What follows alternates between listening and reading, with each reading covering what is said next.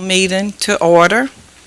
We will start by an invocation by Councilman Bell, followed by the Pledge of Allegiance, and we ask all of you to stand at that time. Let us bow our heads. Our Heavenly Father, we thank you for bringing us here together, Lord, one more time, Lord. Bringing us here together as a community, Lord, to do things that are favorable in your eyes. Thank you, Lord, for the health and strength for all those people here, whether employees in the city or whether they're inhabitants of the city, Lord. Lord, your blessings come abounding upon all of us. And as we go through this meeting, Lord, give us wisdom and strength to make the right decisions, and Lord, make decisions that are best for all citizens. Thank you in Jesus' name. Amen. Amen.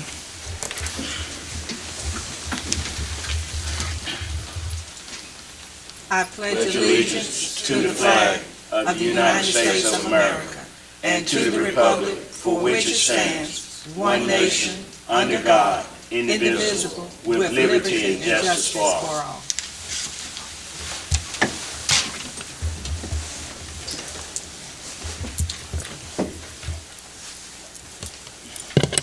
We will now proceed with the adoption of the business agenda.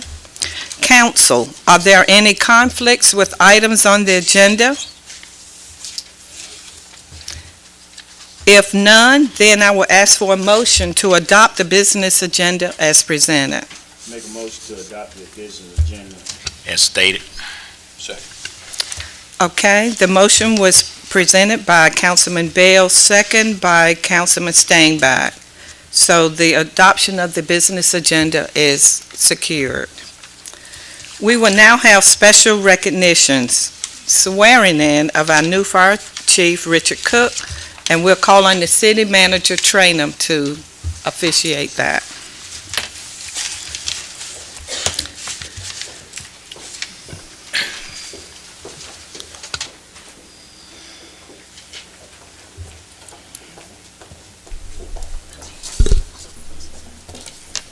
Good evening to the City Council, Mayor Pro Tem, Ms. Bryant, citizens, guests, and our fire department. I'm glad to have you all here for the announcement and for the swearing in of new police, excuse me, I'm so sorry, I did that again, our new fire chief. Chief Richard Cook has served our community for more than 2 decades and has progressed through the ranks within the fire department. And we couldn't be more proud than to have an internal selection and to appoint Chief Cook to the position of chief. He holds several certifications and has served in the leadership capacities throughout the Halifax County Fire Association and with some teaching opportunities as well. Chief Cook brings with us many years of experience, and just as a note of thanks to our department and especially during the transition time and with Assistant Chief of Logistics, Kenneth Hollowell. Many thanks are extended to you all for your patience, and there's a lot of good things coming, and with change there comes opportunities, and so we just look forward to preparing everyone for their next step and for supporting Chief Cook in his transition to his new role, and with many other things to come. So with us tonight, Chief Cook's wife, Miss Suzanne, is here to pin him with his pin, and then our city clerk will administer the oath of office for you. Sure.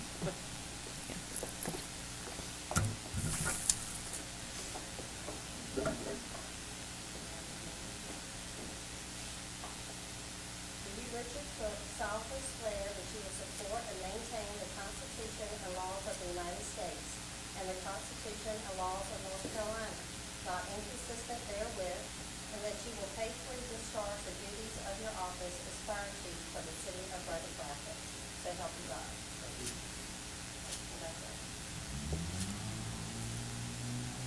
All right. And for pinning. And don't get a close-up picture of the pin just yet because the new one hasn't come in yet.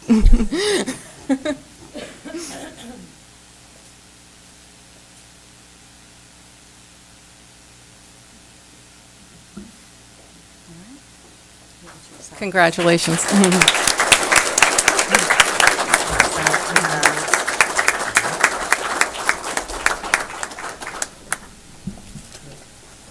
I'll give you the other one tomorrow, if that's okay. Thank you very much. That's all you need to do. I would like to say real quick, I would like to say thank you to Ms. Tranum and Ms. Cottle for having the confidence in me. This was really not part of my plan. To be completely honest with you, I never planned to stand here. Chief Patrick kind of surprised us when he decided to leave on us, and I would have been fine with him being the fire chief for the rest of my time at the fire department, but that's not how things worked out. I would like to say thanks for the support from the guys, because the guys have been very supportive, especially Brian Hollowell, who's here tonight. Raise your hand, Brian. And his guys, they've helped me out a whole lot during this time that Chief Patrick's been gone, and myself and Chief Hollowell have been doing kind of double duty. And I definitely want to say a special thanks to my wife, who, she's always supportive of me, and I know I outkicked my coverage. But she's very supportive of me. When I went home and talked to her about it and explained to her, that this was just another opportunity for me I didn't see coming, she was just very supportive. She said, well, if this is what you want to do, I support it. So she's been very supportive. So I thank her for that. She's definitely the biggest blessing in my life. And Chief Patrick, you left some really big shoes to fill. I don't know that I'll ever quite fill them like you did, but I'm gonna do my best. I don't mind telling anybody, no disrespect to any of the fire chiefs, but I had 4 fire chiefs in my time at the Roanoke Rapids Fire Department, and Chief Patrick was the best one. So, thank you.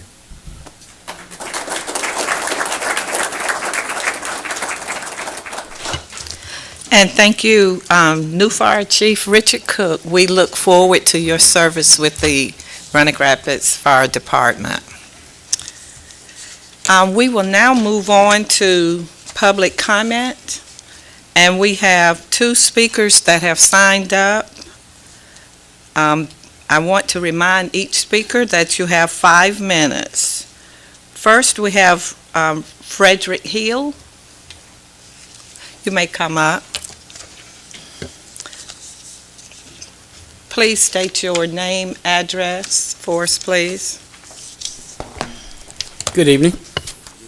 My name is Frederick Hill. My address is 6 Oakville Court, McLeansville, North Carolina.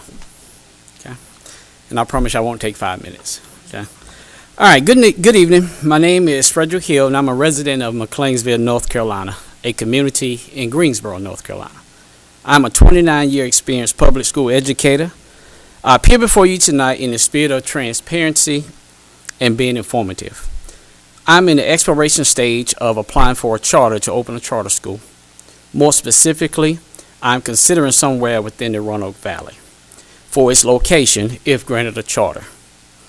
My initial goal is to meet with local governing bodies of 5 different locations to provide the same introduction, and those locations being Roanoke Rapids, Gaston, Weldon, Halifax County, Northampton County. I feel it's best to inform the stakeholders of this community of what my intentions are. One might ask, why does someone from Greensboro have an interest in this area? Well, I grew up just across the state line in Skippers, Virginia. Roanoke Rapids has played a very vital part in my life. My parents are retirees of factories in these communities. Places like J.P. Stevens, Champion, International Paper made it possible for me to receive a formal education. I actually started my teaching career within Northampton County schools. I have taught, led schools and school districts all over this state and in other states, and have been fairly successful in leading schools and improving them in schools and districts. I have worked endlessly to offer more opportunities to the students in the communities in which I have worked and lived. Now I think it's time for me to bring my efforts home. Let me be clear. I am a strong proponent of public education, but I am a greater supporter of parental choice, whether it is a public school, a private school, or charter school, or even homeschool. I believe parents know what would be the best opportunity for their children. Now, I know it's typical for no responses to be given during public comments, but I present tonight with the hopes of being able to address your board in the future as I make progress on this application journey. My initial thought for a charter school is one that is focused on STEAM. STEAM meaning science, technology, engineering, the arts, and math. I will be scheduling and hosting community meetings throughout this process. So based on the results of the community and stakeholder meeting, I hope to render the decision to move forward. And if Roanoke Rapids so happen to land to be one of the best choices for a location, I hope, as previously mentioned, to be able to meet with this body again to provide the details. Thank you for listening, and I hope to see you again soon. And I want to give a special thank you to Ms. Story for your communication in preparing for tonight. Thank you. Thank you so much for your comments. We now call on Ephraim Brodsky.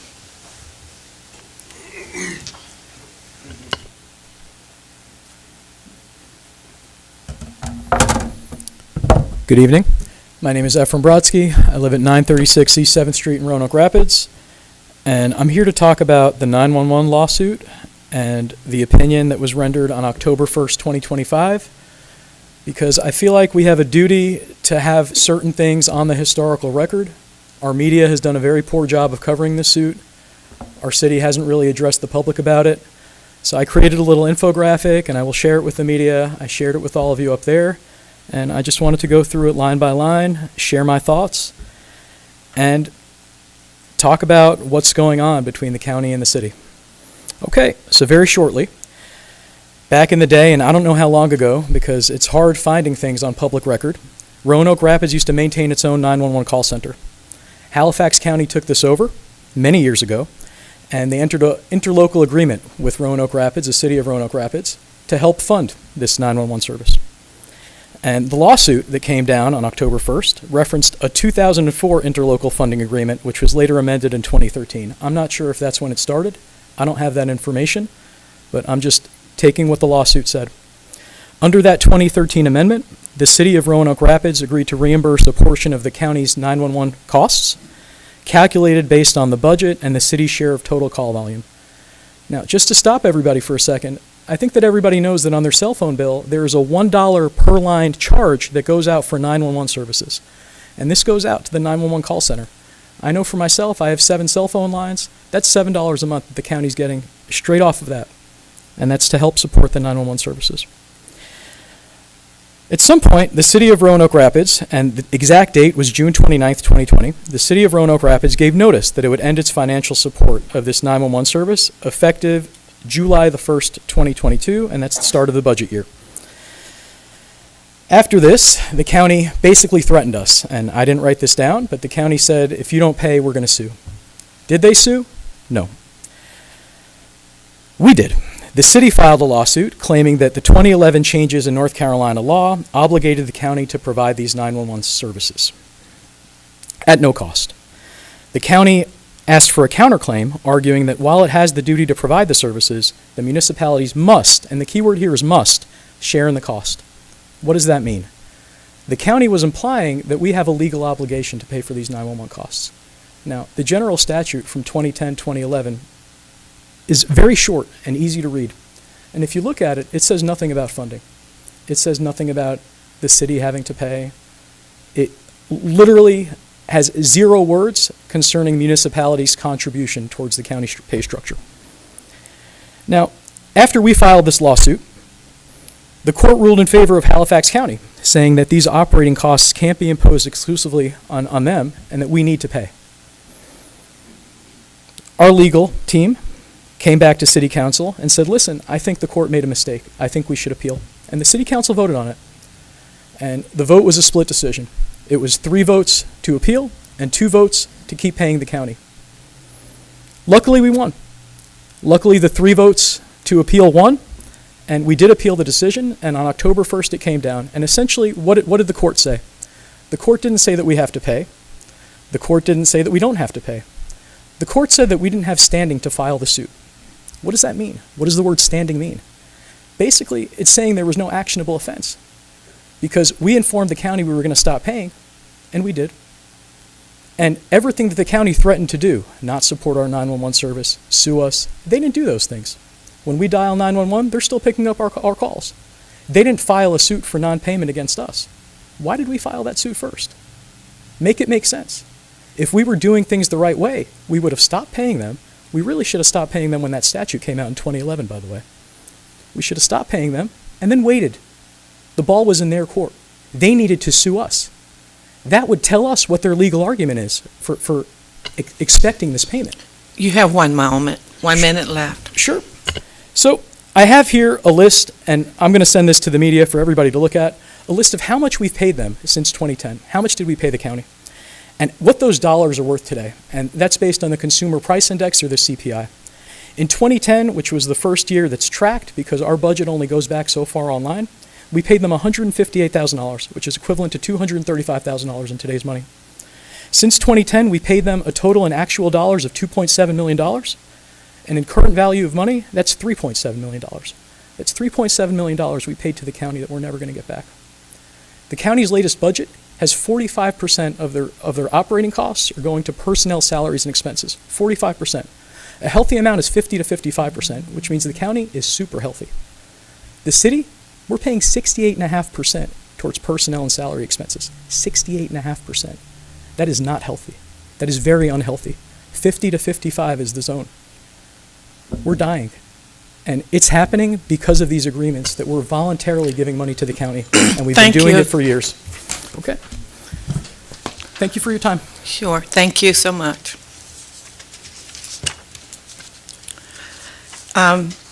Ms. Clerk, do we have any unscheduled public comments?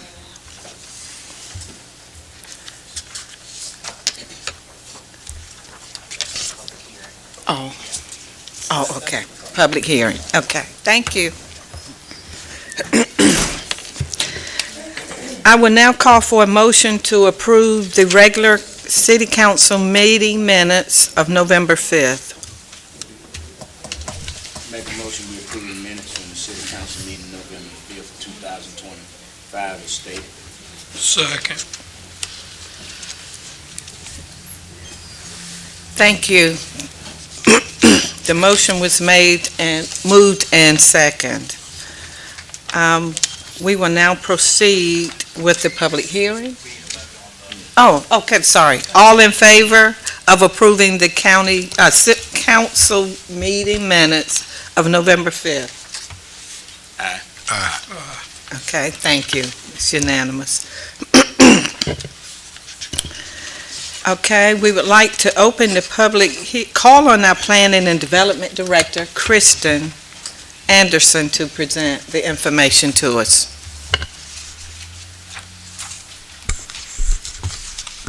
Good evening, Mayor Pro Tem and Council and citizens. I would like to first start out by saying anybody who wishes to speak in opposition or in favor of the request, please see the city clerk, Ms. Tracy Story, over there so she can swear you in so that you may speak, okay?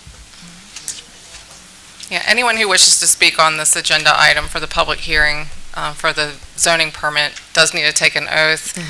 If you don't take one and then you decide during the hearing that you want to speak up, we're going to have to stop, get you sworn in. So whether you plan to speak or not, it's good to go ahead and take an oath ahead of time. But don't let it stop you if you change your mind during the meeting.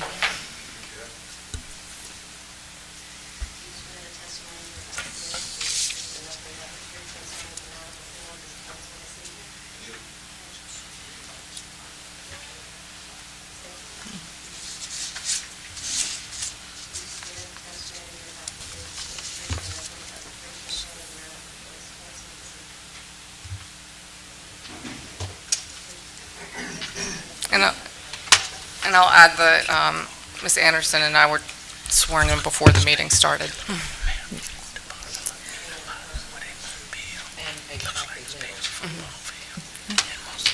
Tonight, we are here to hold a quasi-judicial public hearing, also known or referred to as an evidentiary hearing.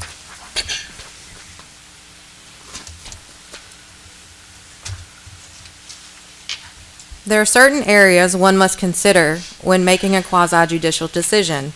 Quasi-judicial decisions are similar to court decisions, as you must determine whether the evidence provided to you is in compliance with general law for this particular situation. The land use ordinance will be used as a guide for the standards that must be met for the development of the proposed property.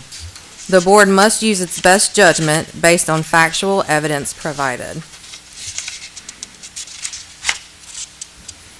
Some essentials for conducting the hearing: follow procedures in accordance with the fair trial standards, allow parties with standing to participate, present evidence, and provide testimony. Ensure all witnesses and parties with standing are sworn in prior to testimony. Decisions must be based on competent, material, and substantial evidence. And finally, provide written documentation of whether for or against the final decision made in the hearing.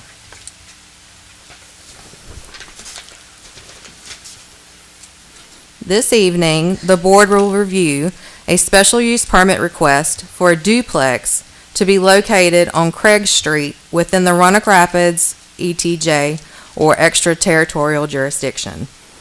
The board will hold the public hearing, receive sworn testimony, determine if the 4 findings of fact are true, and lastly, consider a motion for a final decision. On October 13th, 2025, the Planning Department received a special use permit request from applicant and property owner Jitto Enterprises Incorporated to request approval for the construction of a duplex. The proposed duplex is to be located along Craig Street within the city's ETJ. The parcel is situated within an R8 residential zoning district.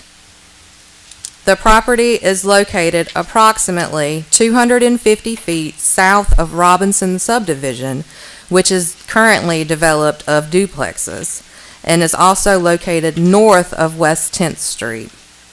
The applicant is aware of the respective departmental reviews required, contingent on approval of the requested special use permit. The Development Review Committee includes the Planning and Development Department, Code Enforcement and Building Inspections, the Fire Department, the Sanitary District, Halifax County Environmental Health, and North Carolina Department of Transportation.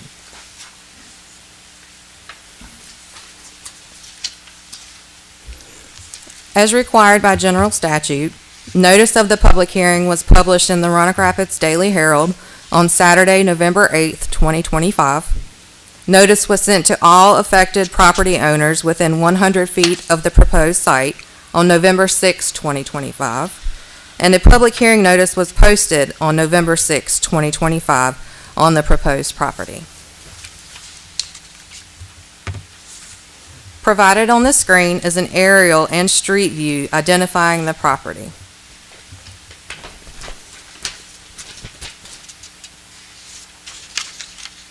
City Council shall issue a special use permit if it has evaluated the application through a quasi-judicial process and determined the following.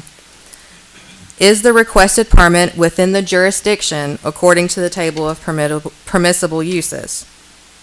The requested permit is within the extraterritorial jurisdiction. Duplexes are authorized within the R8 residential zone with a special use permit. The request is to allow for the construction of a duplex at the proposed parcel classified under 1.000 per the Land Use Ordinance Section 151-149. Is the application complete? Yes, the application is complete. If completed as proposed in the application, the development will comply with all of the requirements of the Land Use Ordinance. The development will comply with all of the requirements of the Land Use Ordinance if completed as proposed in the application.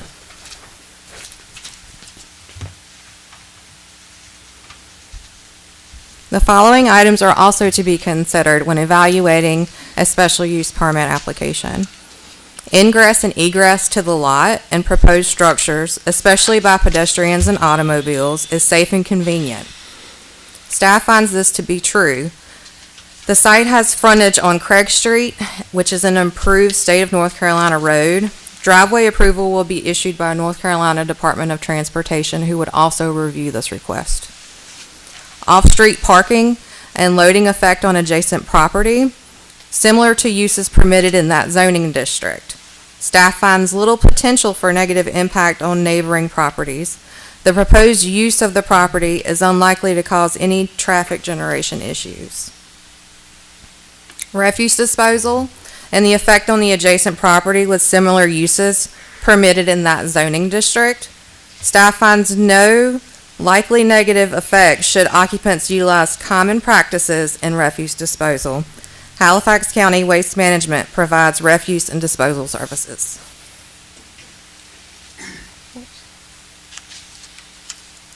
Utilities are available. Staff believes this is true with existing connections and extensions coordinated with appropriate entities. The type, dimensions, and character of screening and buffering are satisfactory. Type B, broken screening will be required. There's some separation requirements in the land use ordinance between single family and duplexes in this specific area. So that will be something that needs to be considered under review. This could include something like fencing or vegetation, but it would be a broken screen. So it'll minimize the impacts basically. Signs and lighting. Staff believes that the exterior lighting is to be of the norm of similar property. Required yards, open space, and existing trees. Staff believe this is probably true. The lot is currently undeveloped.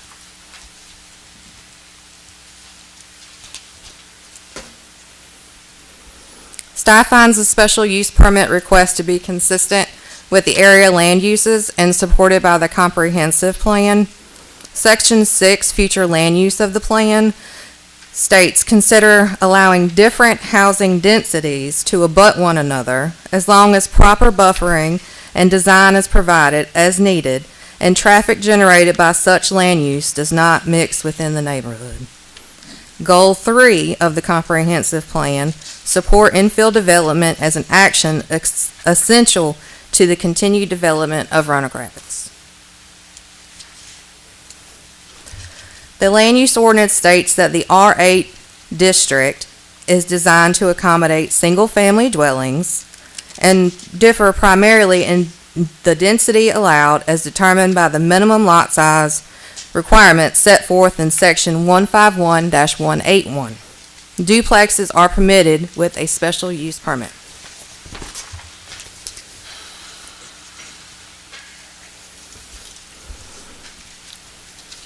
Regarding your actions tonight, is it the consensus of the council that the requested permit will not materially endanger the public health or safety? Staff believes this is probably true. The applicant shall be required to comply with all applicable federal, state, and local codes and ordinances.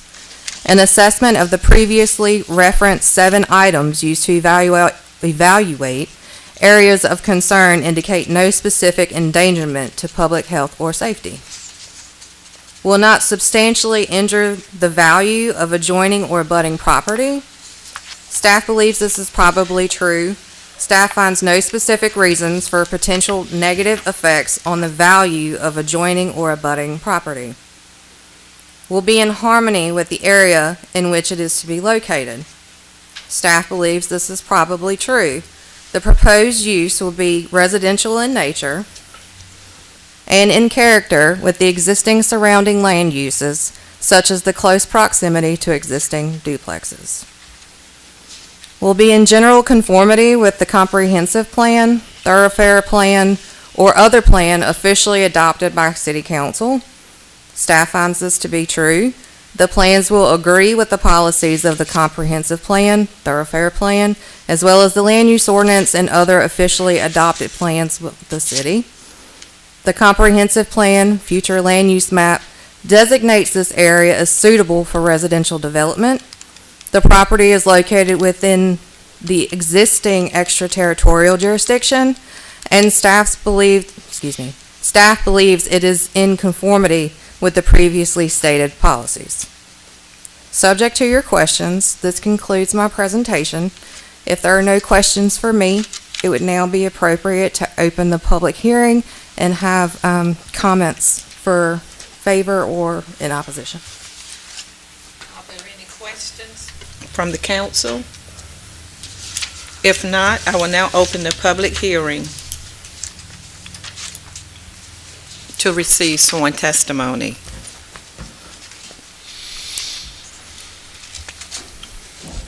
Please state your name and your address.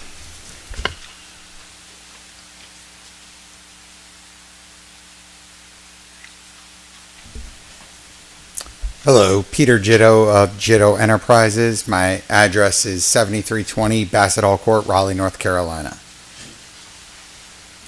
So, first off, want to start off with thanking you. I am the licensed general contractor and the owner of this project, and I think I've built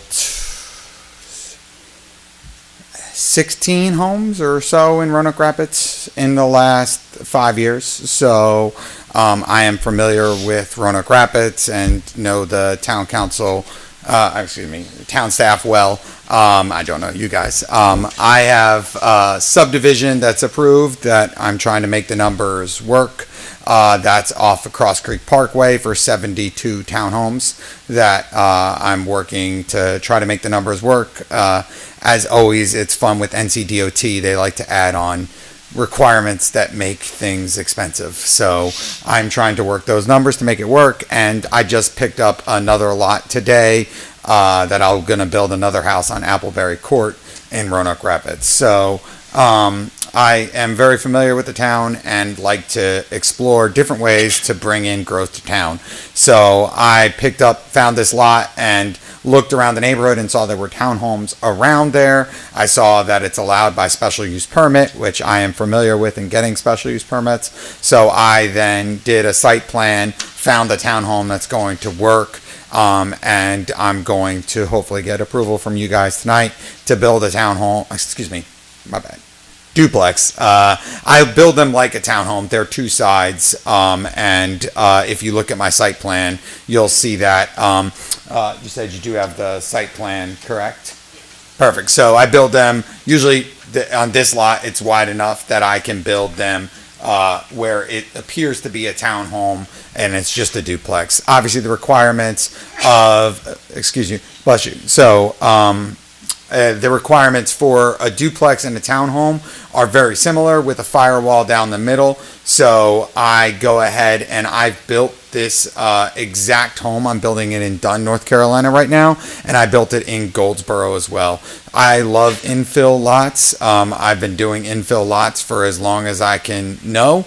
Downside to infill lots is you're the only guy around sometimes, so people don't know exactly what's going on. Good thing about infill lots is you guys get new development. You guys being a town get new development on existing cleared, ready to go building pads that we don't then need to go dock down a forest, right? So that is always my goal, is to find projects that can work for everybody. So I have the actual building plans that show they are I can't remember if they're 4-bedroom or 4, that's what I thought. 4-bedroom duplexes on each side. So meant to be a total of 8 bedrooms, and then I will be renting them out. Now, I don't rent by the bedroom. I don't think Airbnb or anything like that would make logical sense here. But I do, this is what I've built before. I'm actually building it in Durham as well on an infill lot project in Durham. So I'm building this exact one in Dunn, Goldsboro. I built it in Goldsboro and Durham. So, and they'll have a 1-car garage. I try to do garages. I find that they make everything go a little bit nicer for when people are parking on the driveway up front.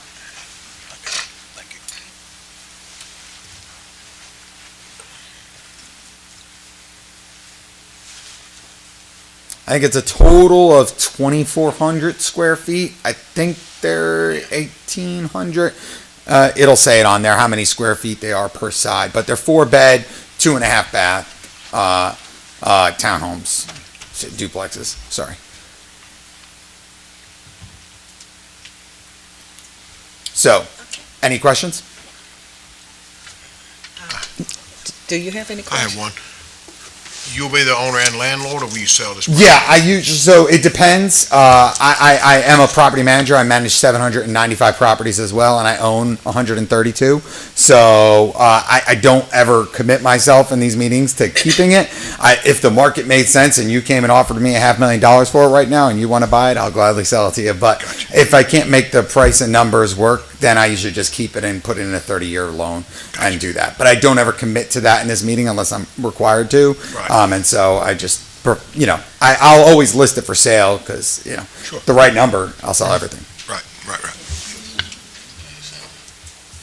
Okay, thank you. You're welcome. We have a Kathy Little, I think, that had signed up to speak. Just need it.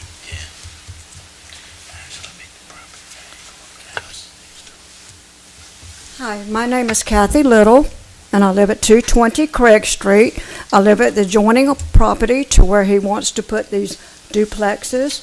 I have been in my home for 24 and a half years. I have had several people to live in the house that was adjoining to the property he wants, but at that time, it was a house and the property all together.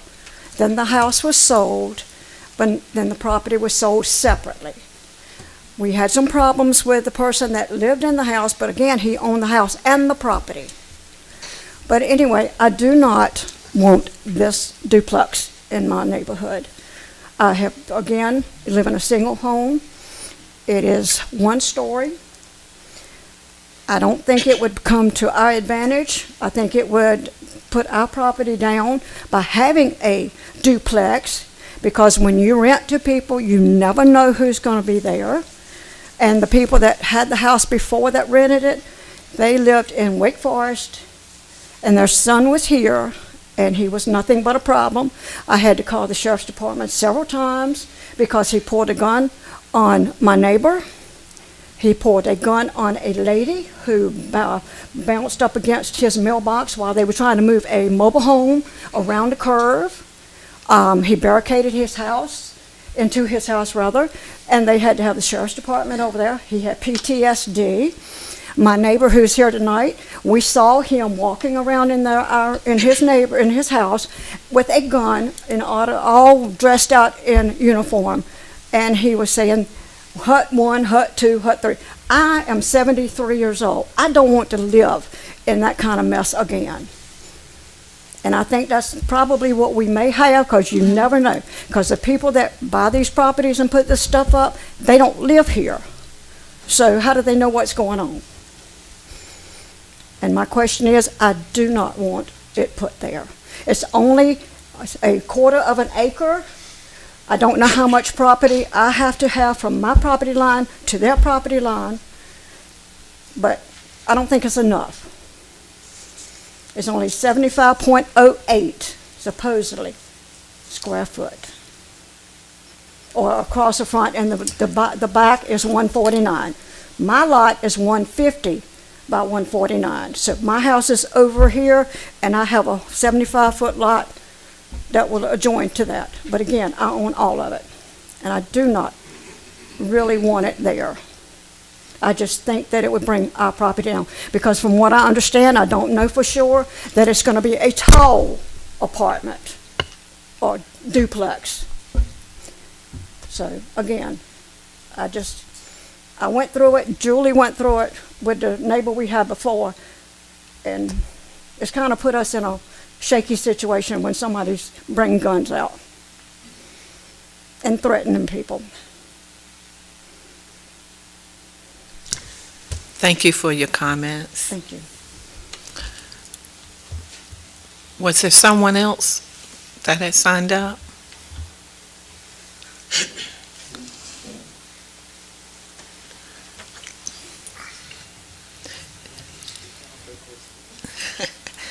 You decided not to speak? Okay. Okay, I guess at this time, it would be proper for me to close the public hearing. I now declare the public hearing closed. Now it's time for some motions.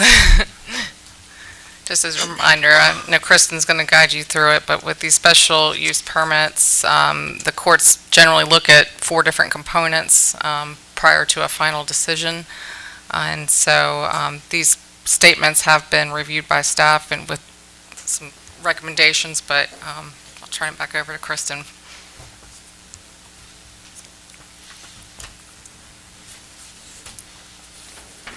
So I have several motions for you guys this evening.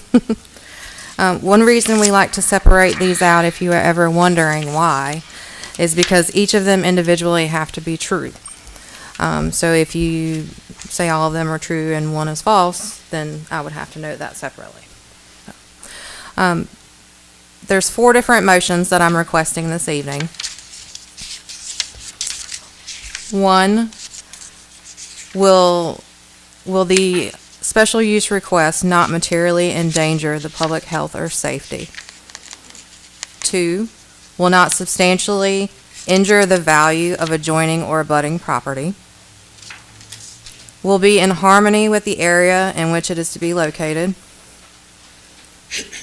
Will be in general conformity with the comprehensive development plan, thoroughfare plan, or other plan officially adopted by the city council? Once you have made a motion in determining these 4 items, you'll have one final decision whether to approve or deny the request. And I just ask that you please state your reasoning either way. I got a question. Yes, sir. This is going on Craig Street, correct? Correct. Are there any existing duplexes on Craig Street? On Craig Street, there Yeah. are no existing duplexes, no. Everything is residential. Correct. Okay. Single family. But duplexes are permitted in the R8 by special use.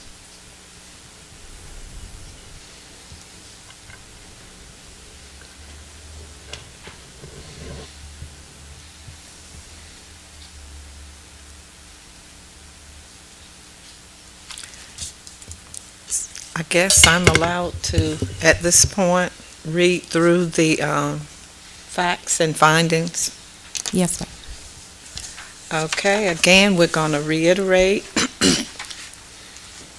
If the council believes this is true, the following motion is recommended.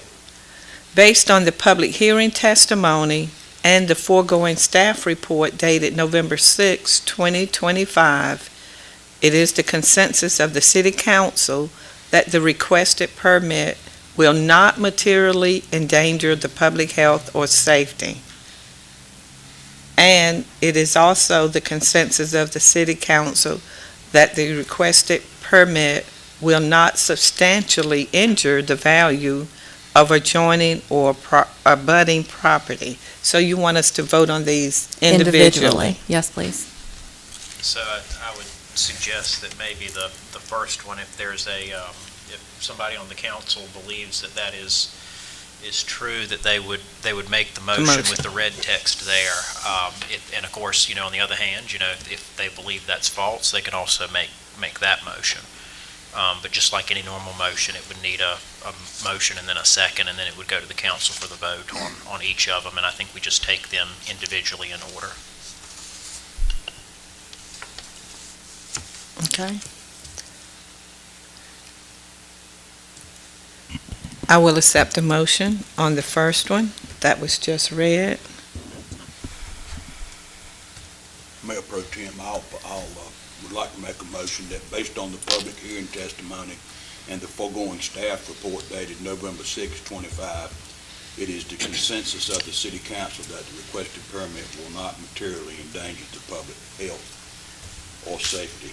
And it is the consensus of the council that the requested permit will not substantially injure the value of adjoining or abutting property. I'd say hold off. I think that was the first motion was Okay. health and safety. Okay. So Is there a second? Second. Okay, there's a motion by Councilman Steinbach and second by Councilman Bell. Are we ready to vote? All in favor? Aye. All opposed? Okay, first step is approved. The second motion, if council believes this is true, the following motion is recommended.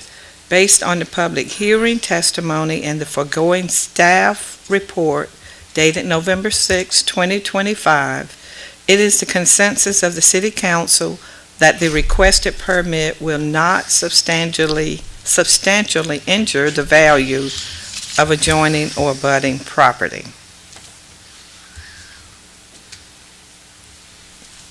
Do I hear such a motion? I make a motion based upon the public hearing testimony and foregoing staff report dated November 6, 2025. It is the consensus that the requested permit will not substantially injure the value of adjoining or abutting property. Is there a second? Second. Okay, we have a motion and a second. All in favor? Aye. Any opposed? Okay, that part is also approved. Moving on. Based on the public hearing testimony and the foregoing staff report dated November 6, 2025, it is the consensus of City Council that the requested permit will be in harmony with the area in which it is to be located. I will entertain a motion.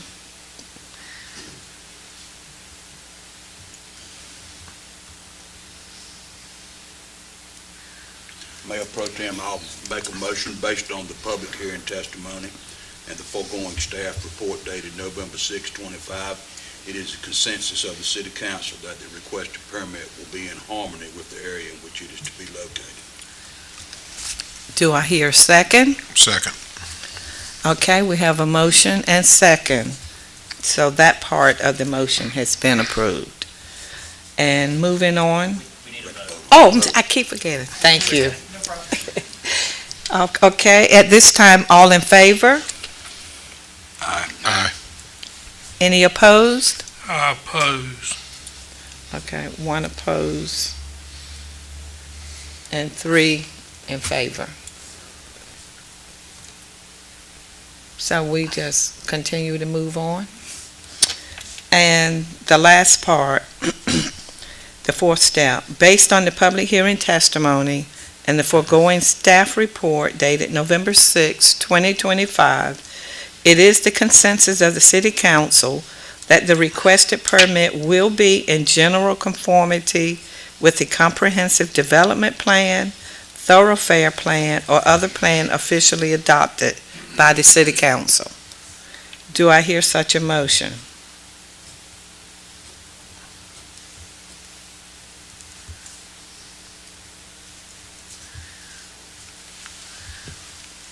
Mayor Pro Tem, I'll make a motion based on the public hearing testimony and the foregoing staff report dated November 6, 2025. It is the consensus of the City Council that the requested permit will be in general conformity with the Comprehensive Development Plan, Thoroughfare Plan, or other plan officially adopted by the City Council. Second.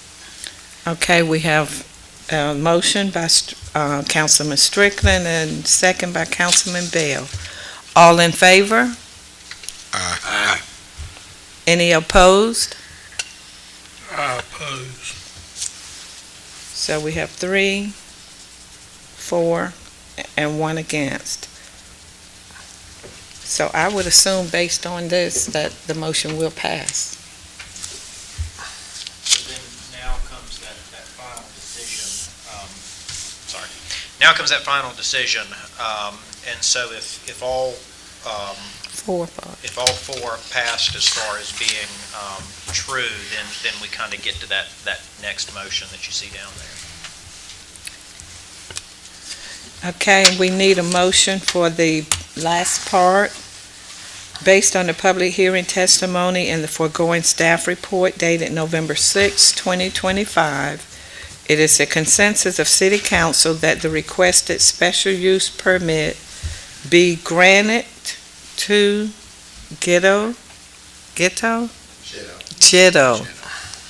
Enterprises Incorporated, applicant owner for duplexes located on Craig Street at Halifax County, parcel number 0905008, with the conditions set forth by the land use ordinance, and any other conditions, I guess, that the city council may suggest. Do I hear such a motion? I'd like to make a motion based on the public hearing testimony and foregoing staff report dated November 6, 2025. It's consensus of the city council that the request special use permit be granted to Ghetto Enterprises Incorporated, the applicant owner for the duplexes located on Craig Street at Halifax County, parcel number 0905008, with the conditions set forth by the land use ordinance. Second. Okay, it's been properly moved and second. Motion by Councilman Bell, second by Councilman Stainback. Are we ready to vote? All in favor? Aye. Anyone opposed? I oppose. Okay, so at this time, this project will proceed. Thank you. Thank you.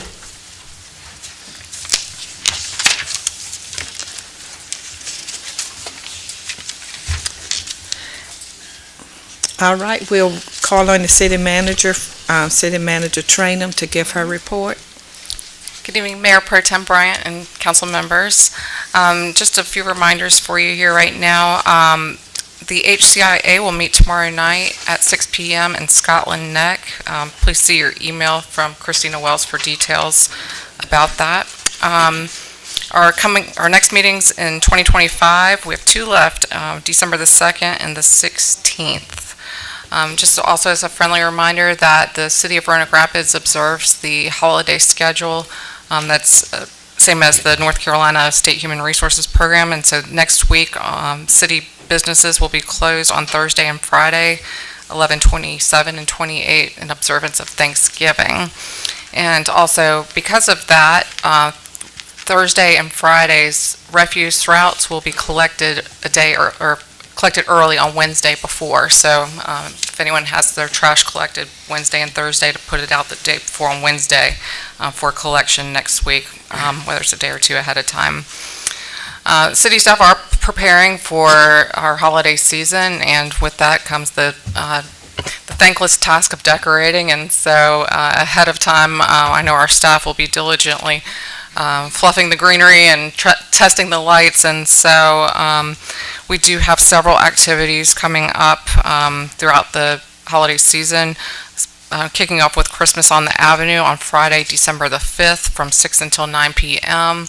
There will be several activities taking place in this vicinity, as well as in the uptown blocks, the 1000 block, with activities at the 1026 space, hosted by the Main Street program and other partners. As well, there'll be the hay rides. The Chamber of Commerce will have activity across the street, and so there'll be a lot of things going on, and the lighting of the Christmas tree that evening just after 6. On that Saturday, there will be Christmas at the Canal that day from 10 until 12. The Christmas parade will be Sunday the 7th at 2 o'clock p.m.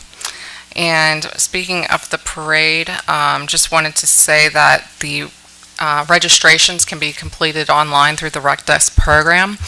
And just like in other years past, public safety is one of our number one key priorities of our events. Especially with the parade, it can be very dangerous. I don't think some people understand quite all of the logistics that happen, especially when you're in a moving parade environment. And so just as a heads up, some of the rules and safety guidelines, we do require that all vehicles be registered and insured and licensed, as well with including the drivers.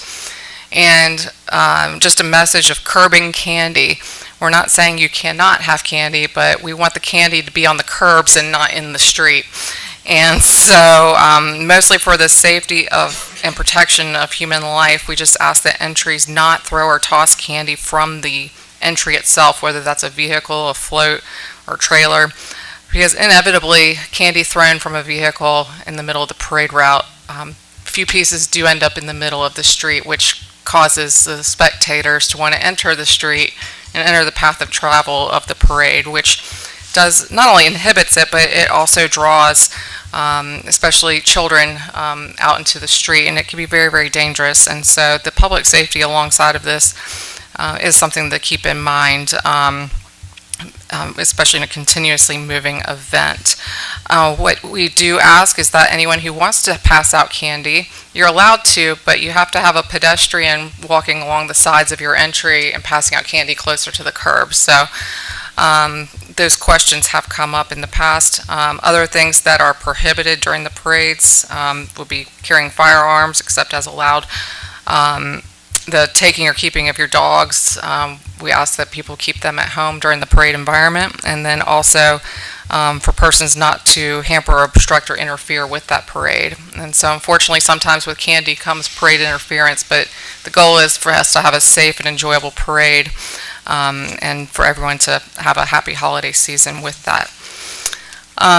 Earlier this week, I guess yesterday, the Thanksgiving and Christmas holiday bonus benefits were distributed to eligible employees. Just want to express our gratitude to the City Council for maintaining that tradition and keeping that expense in the fiscal 26 year budget. Tomorrow night, Public Works will be conducting a streetlight outage survey. They tend to do this about quarterly to determine the street lights and make sure the bulbs are working, and they'll identify some that may be out or needing some maintenance on that. So tomorrow evening you will see some Public Works vehicles driving around with their lights on for safety, and any observations will be recorded and submitted to Dominion Energy for maintenance. The Main Street program held its first official advisory board committee meeting last week. The response from the community has been much larger than expected, and then also the additional call for student interest has risen to the occasion where a subcommittee for students may be considered. This past Saturday, Main Street Director Thomas welcomed the 4-H Club, and they participated in a project to help improve the vegetative planters that are along Roanoke Avenue. The intent initially was for some new plants to be installed, but that will be a future activity. And also encouraging folks to decorate their storefronts for the holiday season. That included some students from KIPP School yesterday initiated a holiday art project with some painting in the storefront windows of certain locations. And again, the planning department remains consistently busy with development inquiries and several things underway. We've seen some uptick since in recent months, and so just proud of our staff and the departments. And then last but not least, please tune in to the radio station at about 7:30 on Thursday morning this week, and the parade grand marshal will be announced to the public. And one other thing, the newly elected officials, your swearing in will occur at our next meeting on December the 2nd, with Judge Branch administering the oath of office to the newly elected officials. And just lastly, just to say happy Thanksgiving to everyone at the end of next week. Thank you so much for your report. Okay, I now call on the Finance Director. All right, last but not least, so for October, Okay, now it's on. For October, year-to-date expenditures totaled around $6 million. Revenues was around $9.5 million. So revenues exceeded expenditures by $3.4 million. The city is in good financial standing for October, and that's about it. Are there any questions for the finance director? All right, thank you. Thank you. Is there any other business that needs to come before council this evening? If not, I'll call for a motion to adjourn. Motion to adjourn. Second. All in favor? Thank you. Thank you all so much for coming out.